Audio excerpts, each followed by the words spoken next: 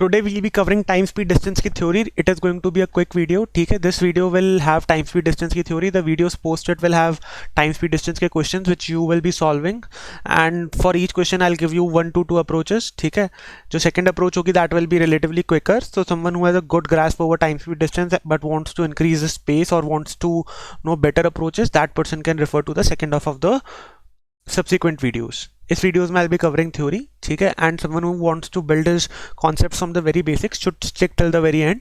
मैं यहाँ पे एक approach बताऊंगा which I will be following in most of the next videos in order to solve the question from very basics.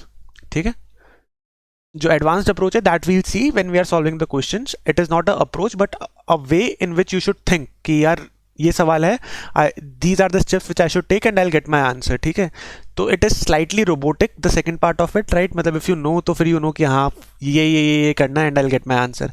The first part is also very robotic but ठीक है, ठीक है, we'll work towards developing that because वो उनके लिए होगा those who know nothing about time speed distance, right? अगर आपको बहुत प्रॉब्लम हो रही है तो देन स्टिक अराउंड. ठीक है, जो बेसिक फॉर्मूला होता है that is speed is equal to distance upon time. This is the formula which everyone knows, right? ये आपका बेसिक फॉर्मूला है. अगर आपको ये नहीं पता तो इसके बिना तो कुछ भी नहीं हो सकता, राइट?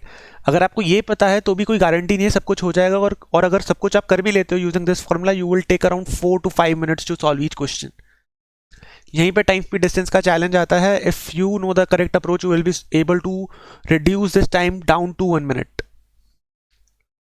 ठीक है, ये हमारा टारगेट रहेगा. ठीक है, now moving to the next part. अब हम सवाल सॉल्व कैसे करेंगे? तो this is the basic framework I am giving you. ठीक है, please note this down, please keep this in mind. If you leverage this properly तो you will be able to do very well in time speed distance. ठीक है, बताता हूं क्या है. We will take 2 scenarios, scenario A, scenario B. अगर layman term में बोलें तो सिनेरियो ए सिनेरियो बी का मतलब ये नहीं है कि दो अलग अलग बंदों के सिनेरियो हैं. ठीक है, ये स्पीड है, ये डिस्टेंस है, ये टाइम है.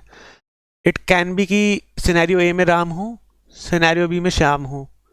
ठीक है, इट कैन बी कि सिनेरियो ए में राम हो, सिनेरियो 2 में भी राम हो, बट राम दूसरी स्पीड से चल रहा हो. तो ऐसा मत कहना कि मैंने दो अलग अलग लोगों के नाम लिख के उनकी स्पीड टाइम डिस्टेंस करी हुई है. एक ही बंदे की भी दो डिफरेंट स्पीड टाइम डिस्टेंस हो सकती है. ठीक है, तो without wasting much time on that let's directly move to the business end of it. कि ए की मैंने स्पीड ले ली S1, उसने S1 स्पीड से D1 डिस्टेंस ट्रैवल करी है इन टाइम T1. ऐसी बी बंदे की मैंने स्पीड ले ली S2, इस S2 स्पीड से उसने D2 डिस्टेंस ट्रैवल करी है इन टाइम T2. अब मैं इनके लिए बेसिक इक्वेशन लिख दूंगा. S1 is equal to D1 by T1. यहाँ पे I haven't done anything much. ऐसे ही मैं S2 के लिए भी लिख दूंगा S2 is equal to D2 by T2. यहाँ पे भी I haven't done anything much. यार अभी तक जो भी मैंने करा है that is very basic. Time speed distance की जो बेसिक इक्वेशन होती है उसी को आई हैव यूज्ड.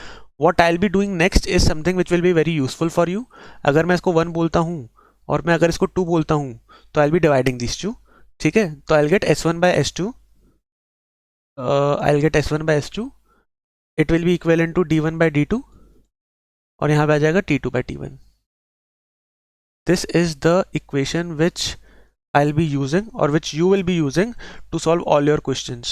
अब this is your master equation. Please note this down. ठीक है, जो भी आपका क्वेश्चन आएगा it will just be a variation from this. ठीक है, बेसिकली जो आपके कैट में सवाल आते हैं वो 3 प्रोफाइल के होते हैं. 3 में से एक चीज कांस्टेंट होती है, या तो टाइम या स्पीड या डिस्टेंस. ठीक है, और आप कह सकते हैं that you should not read it as T S D, it's you should read it as T और एस और डी, क्योंकि तीनों में से एक ना एक तो कांस्टेंट रहने ही वाला है 90 to 95% ऑफ द क्वेश्चंस. तो मान लीजिए अगर स्पीड कांस्टेंट है, ठीक है, तो आपका S1 by S2 this part will be equivalent to 1. तो आपको मिल जाएगा T1 by D2 is equal to T1 by T2. ठीक है, दिस इज your case 1.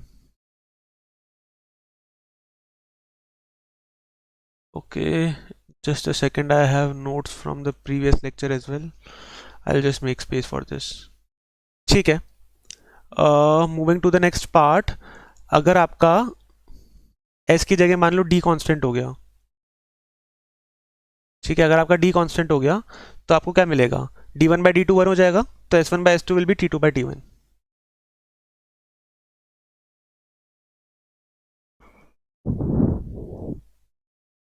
ये आपका केस 2 हो गया,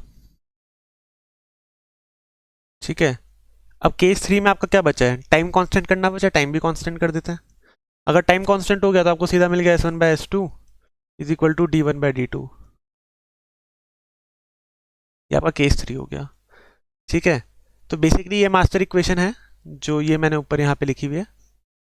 इसी में आप चीज़ें कांस्टेंट कर करके ये 3 केस बना सकते हैं, ठीक है। I will just highlight this, give me a minute. या एक तो ये केस हो गया आपका, एक ये केस हो गया आपका, और एक ये केस हो गया है आपका। You just note these 3 cases in your copy and you note this master equation. आपको केसेस भी याद रखने की जरूरत नहीं है, you can just derive these 3 cases using this master equation. और आपको मास्टर इक्वेशन भी याद करने की जरूरत नहीं है if you believe that you can follow these steps and can arrive at it, ठीक है। जो फास्टर अप्रोच है that I will tell you in the next subsequent videos जिसमें हम सवाल सॉल्व कर रहे होंगे, but these are the 3 things which I'll be using. Please bear with me. In the second video we'll see how these concepts we apply beautifully on questions to derive at the answer, ठीक है। So thank you for watching this video. I hope आपको कुछ समझ में आया होगा, नहीं भी आया होगा तो I will recommend कि आप बस एक बार for the time being इसको अपनी face value पे ले इसकी, and then once we solve more and more questions हमको better होता रहेगा, ठीक है। Okay, thank you very much.